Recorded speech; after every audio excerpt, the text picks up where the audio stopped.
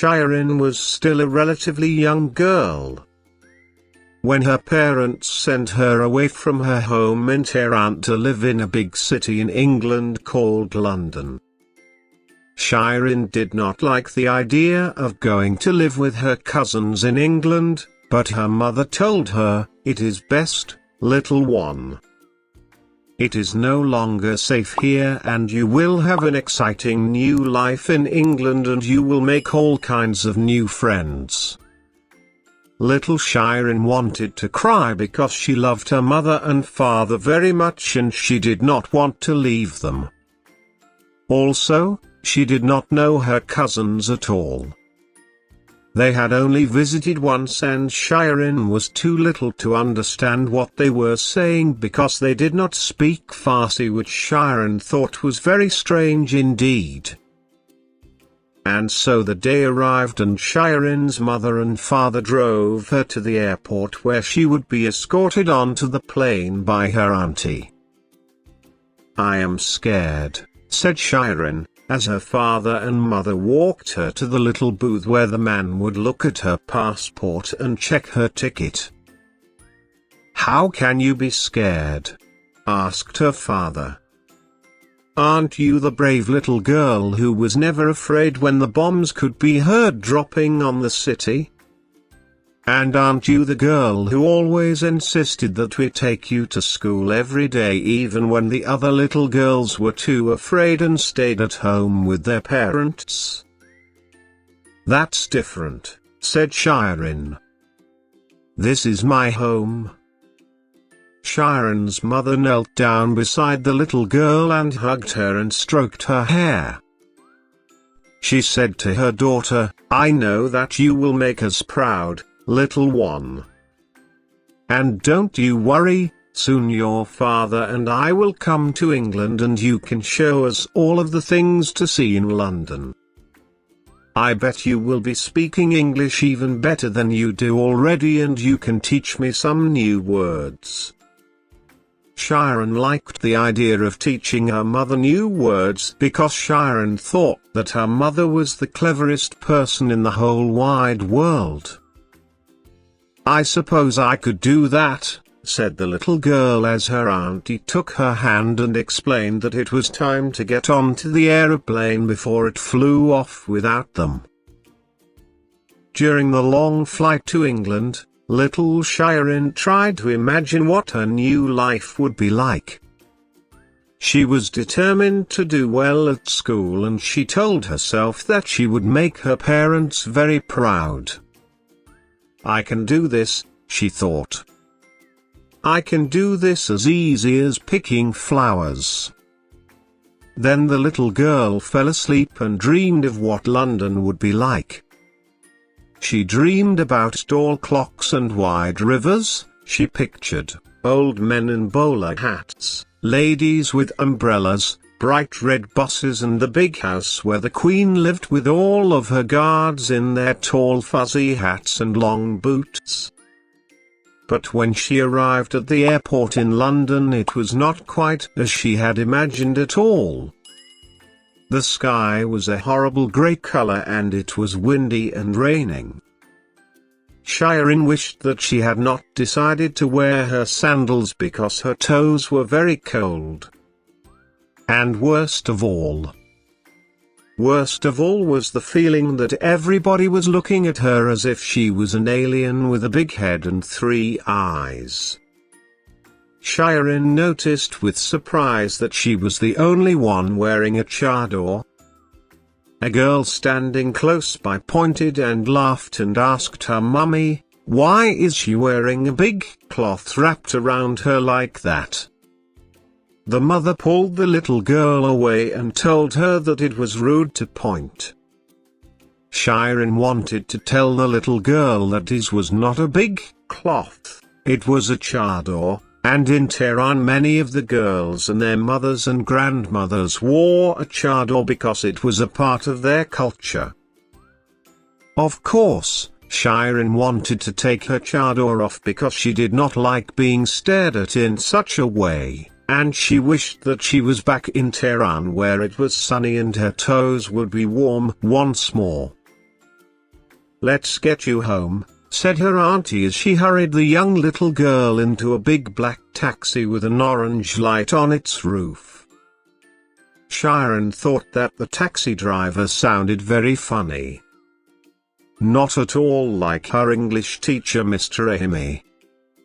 He said things like "Hey blimey" and "a right love, where to?" Little Sharon did not understand these words, but luckily her auntie seemed to understand, and they were soon whizzing through the city towards her new home. Sharon wanted to ask her auntie why she did not wear a chador in England, even though she always wore one when she visited her mother in Tehran. She must be in disguise, thought the young girl. But Sharon also remembered that her mother had always told her it was no use trying to hide your true self from others, so Sharon wondered why her auntie chose to be in disguise when in England.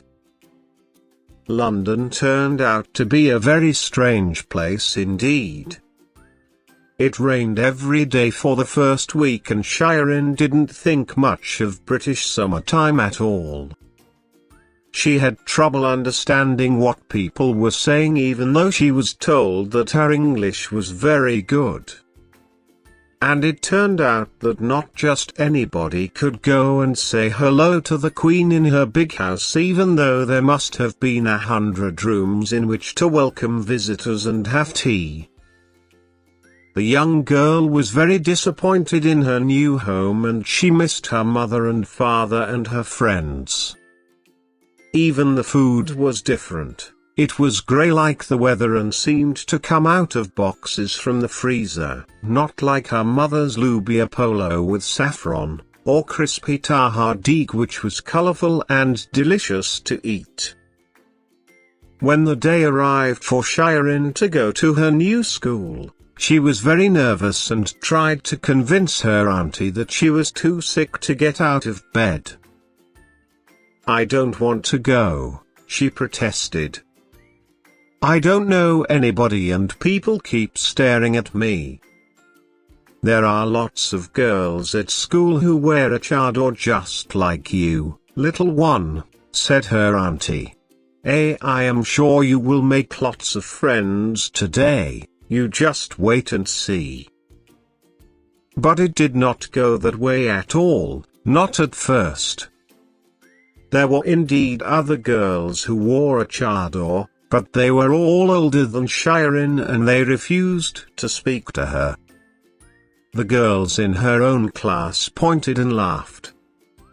They all had light brown hair or blonde hair and blue eyes, and they did not want to make friends with the new girl because she was different from them and had dark skin and dark eyes and wore a chador.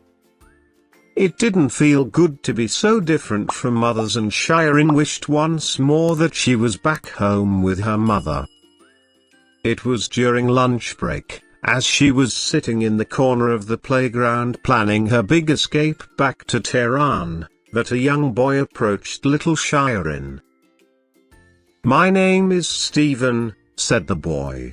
Would you like to share some of my milkshake with me?" And with that, the young boy offered Sharon his strawberry milkshake with a straw in the top. Sharon thought that the milkshake tasted amazing and had to stop herself from drinking it all up. Don't pay any attention to the others. They are mean to me too sometimes because I live with my mum. My dad left us a long time ago and now it is just the two of us. My mum is brilliant and looks after me really well, but we don't have much money and they always laugh at me because they say I am poor and have dirty clothes. Stephen looked down at his blazer and shoes and shrugged. They're not dirty, they're just old. The young boy suddenly broke into a big smile. They are silly anyway. What do they know?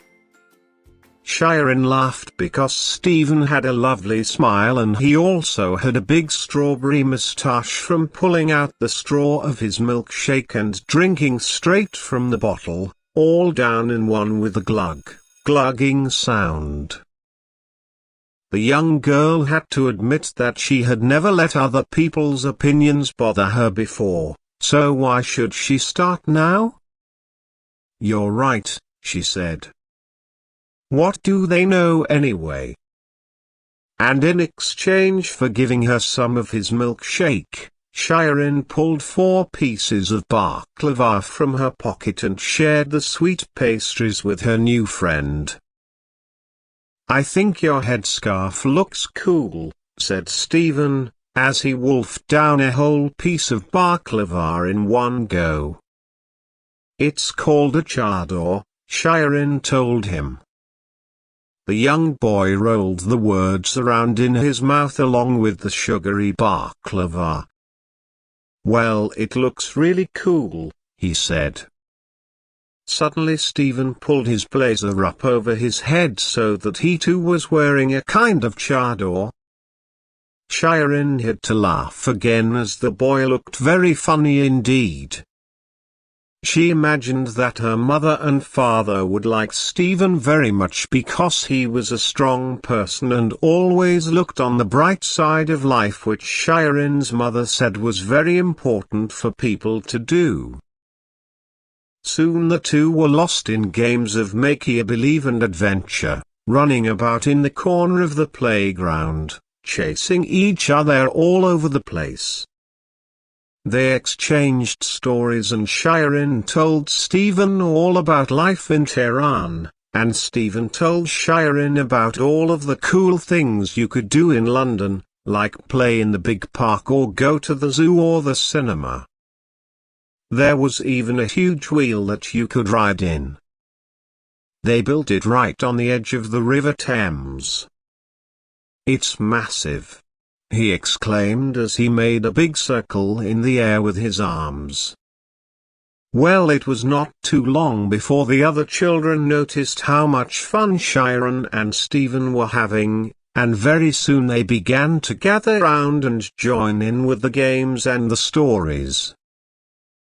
Before the bell rang to call the children back to class, there was a big group of children all gathered around listening to Shirin tell stories about her life in Tehran, about how she had hidden under her bed when she heard the bombs dropping from the sky at night, or about how she would visit her crazy uncle who lived in a big house on the beach which she went to for holidays. The children were amazed to hear such stories and could not help asking lots of questions which Shirin was happy to answer. In turn, Shirin asked about England and why it was so cold even though it was summertime, and why the Queen didn't like visitors. This made the children laugh.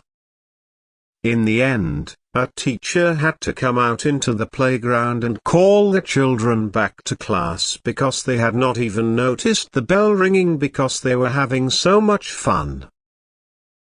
On her way across the playground, Shirin felt a great rush of gratitude towards Stephen because he had shown her something very important. It is okay to be different, she told herself, in fact, it is really quite beautiful. And with this thought held firmly in her head, little Shirin was determined to make a new life for herself in England and make her parents very proud.